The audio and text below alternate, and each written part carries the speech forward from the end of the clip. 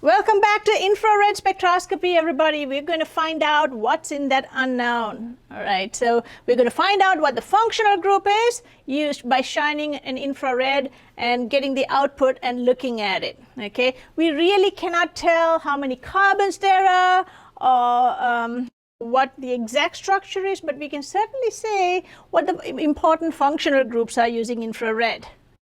Let's look at an aldehyde here. Last time we looked at alkanes and we said that the alkane typically appears in all organic compounds that have CH2, CH3 bonds, which is like most of them. So let's look at this aldehyde here and see how we're going to figure out that this is an aldehyde.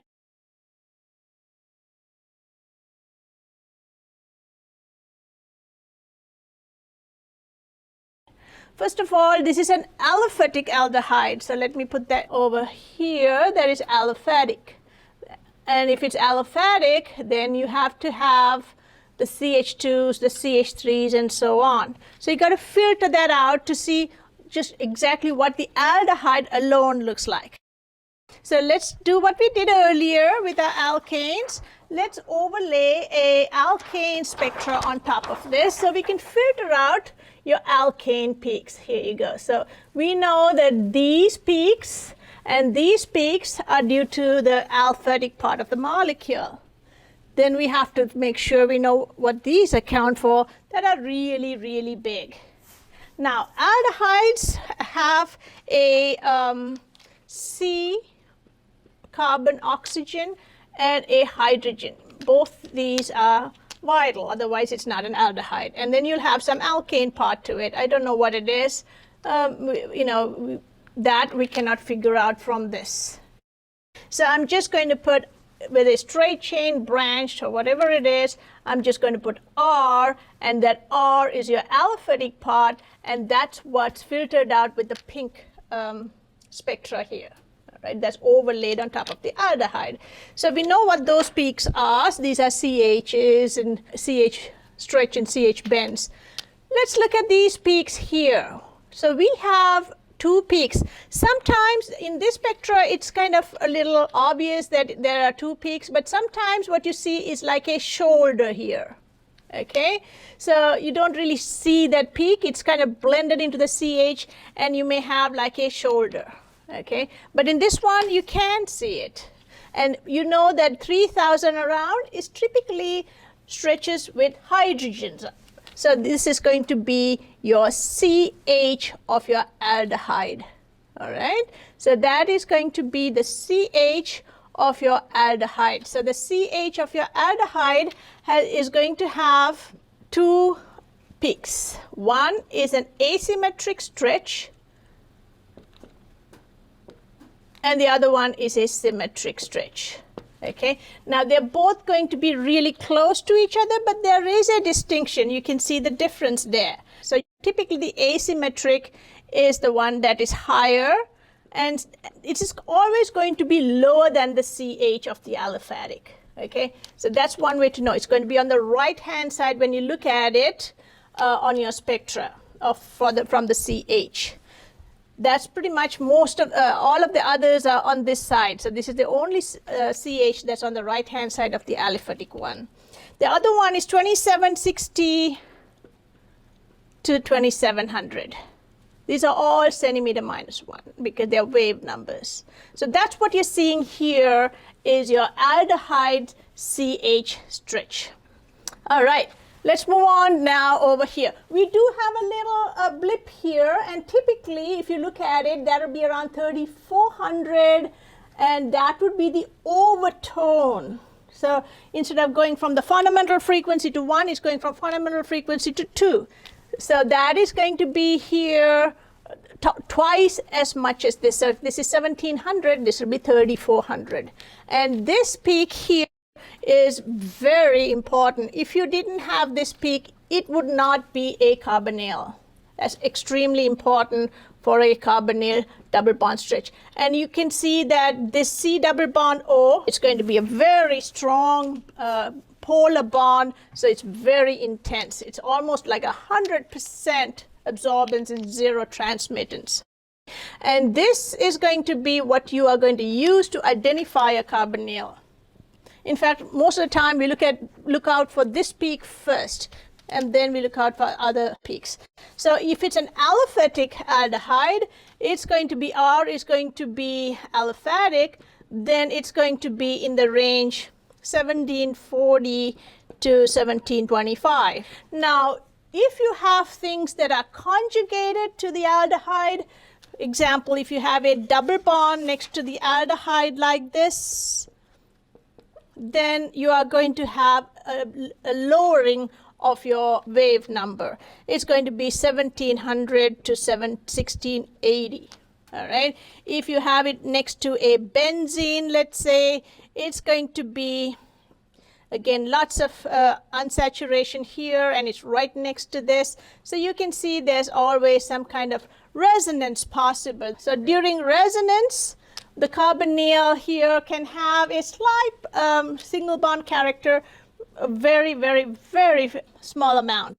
So that's why it goes down a little bit. And if it's a benzene, it's going to be 1700 to 1660, even less than that. So you can see conjugation is going to lower carbonyl frequency.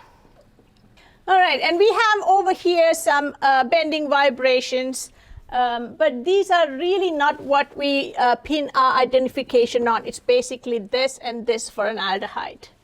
All right, let's look at a ketone. What's the difference between a ketone and an aldehyde? A ketone would have two carbons flanking that carbonyl. So there is no CH, and you will see there's nothing in here. Okay. Again, to make it simpler, let's put over here an alkane spectra. That way we will know, what these R groups here are going to be, represented by these peaks. So we really only have to worry about this and maybe this. Those are the only two. Again, you can see that since a carbonyl stretch is so strong, you'll have an overtone peak exactly at twice the number of this over here. So if this is 1750, this is going to be around 3500, which is what we see. All right. So let's look at the carbonyl peaks and see, how we can identify it. First of all, this peak here is the most important in the spectrum. So this peak here is a very, very, very large carbonyl peak, CO stretch. Okay, it's polar. The more polar it is, the more intense it is. That means it absorbs more radiation, but at that exact same wave number each time for the same molecule. The wave numbers don't shift, but the intensities can change.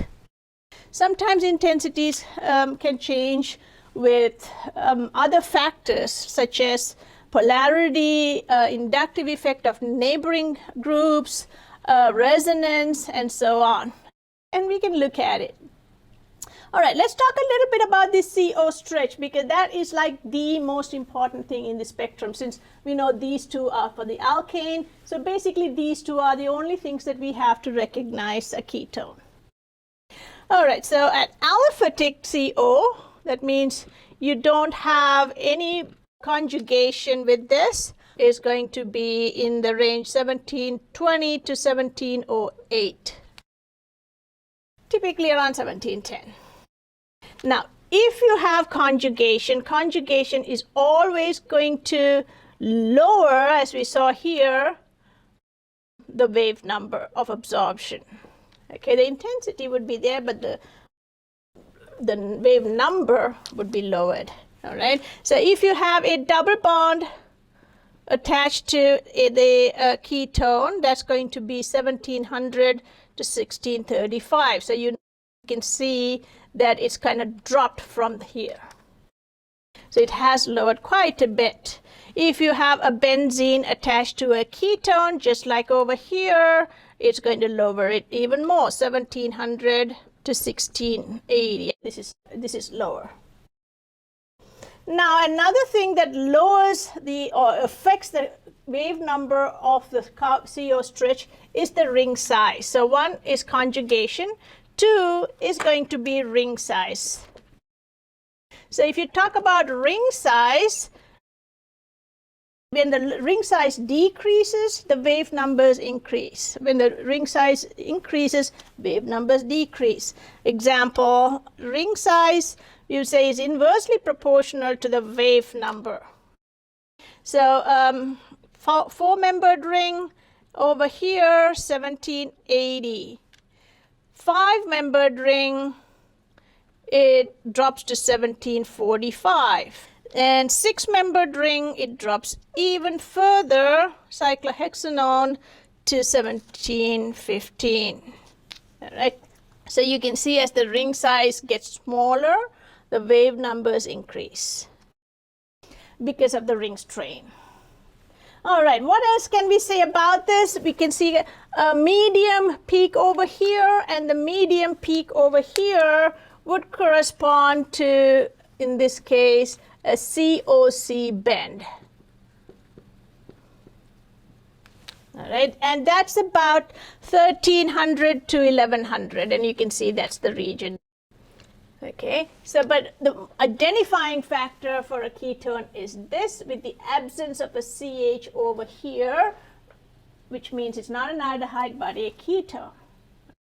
And we can see that it also has a quite a, I mean, it's not very strong, but it does have at least a medium COC bend. Now, what are the other factors that would affect the carbonyl stretch? One is inductive effect. This is 3, and that's going to be inductive effect. So if you have electron withdrawing groups next to the carbonyl, that's going to increase your frequency.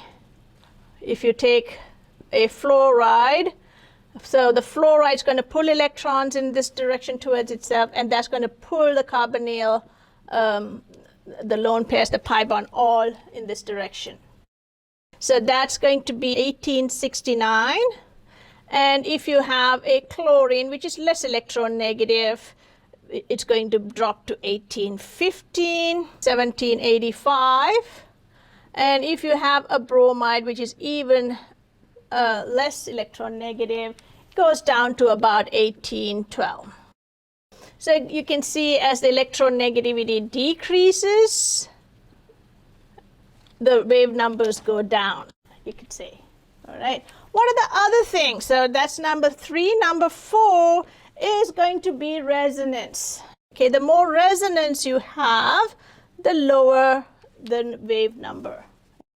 So you could say that's going to go inversely proportional. Again, as we said, when you have resonance, just like over here,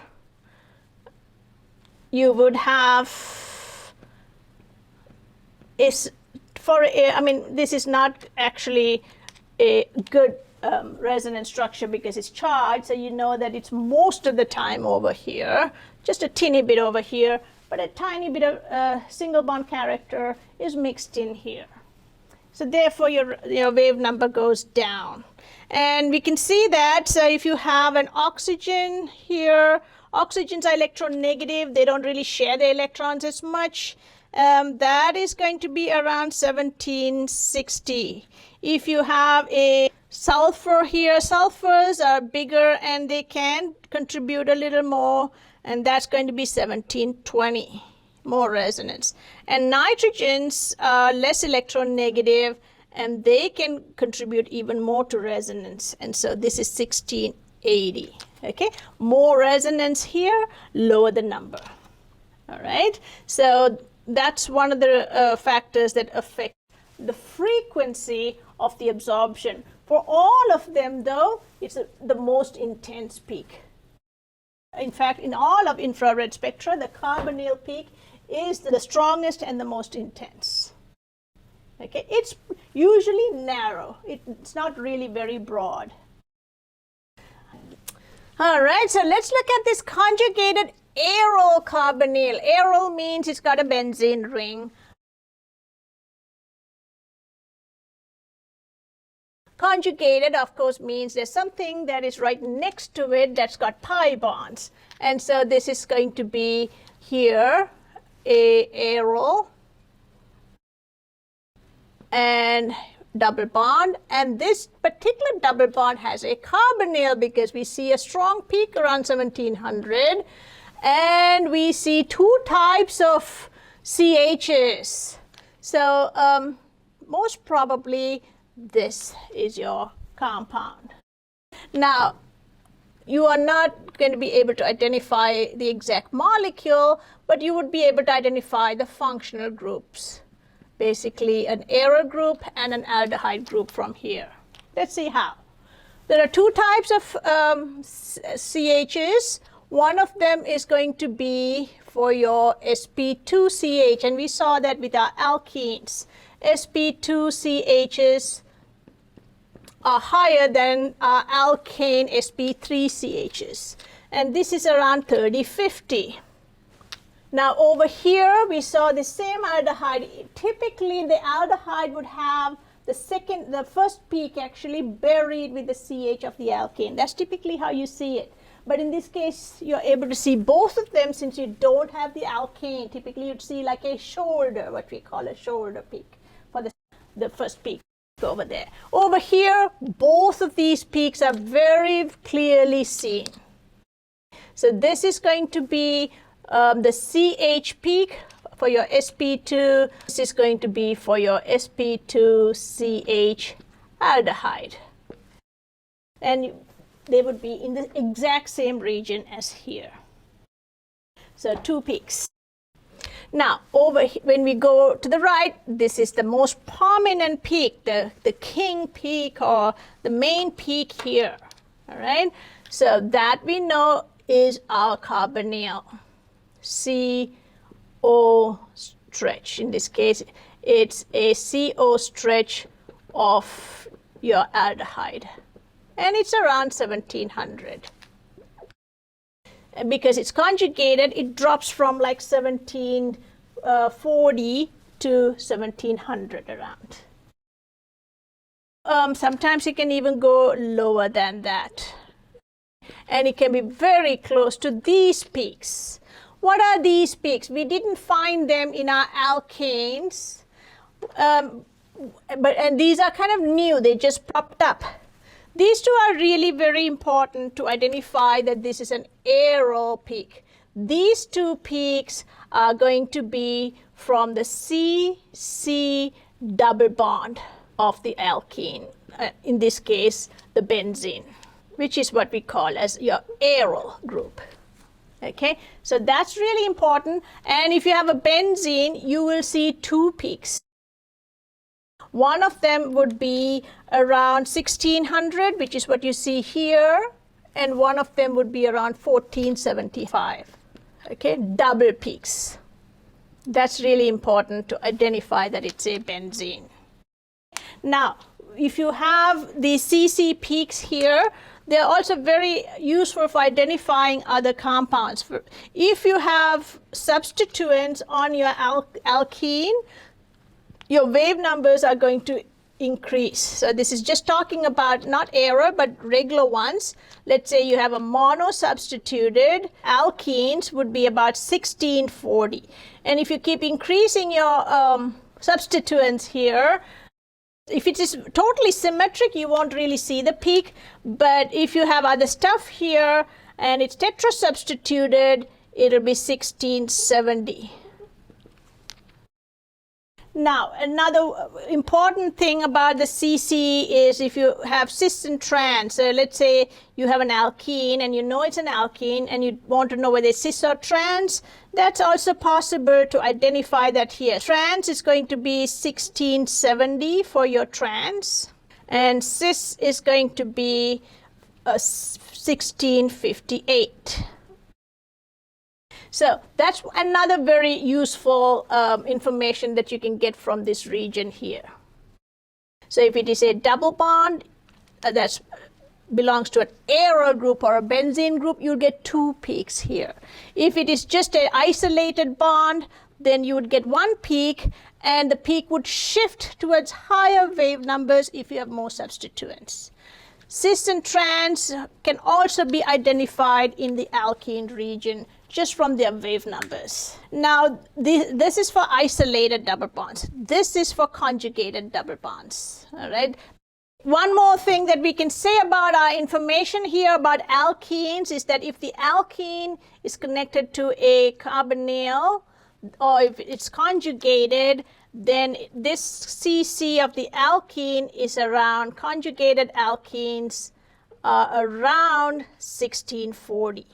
All right, so this is also a very important region in the spectra, especially if you see anything in here that has alkene CH bond. So if you see an alkene CH bond, look for 1600 peaks, and from the 1600 peaks, this pattern, you can identify to some extent what kind of an alkene do you have.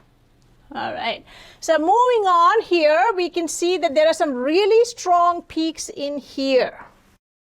These peaks are actually out of plane bends, typically what you see here. This is going to be the CH out of plane bends. Now, if you have, let's say there are two types here, you have the aldehyde out of plane bends, and you can see, well, one of these may be due to that. And over here, when you have two very strong peaks in this region, this just means that it's going to be a monosubstituted benzene. All right, so your monosubstituted benzene, and that is when you know that it is going to just have one branch from your benzene. So this is going to be the out of plane bend for that CH.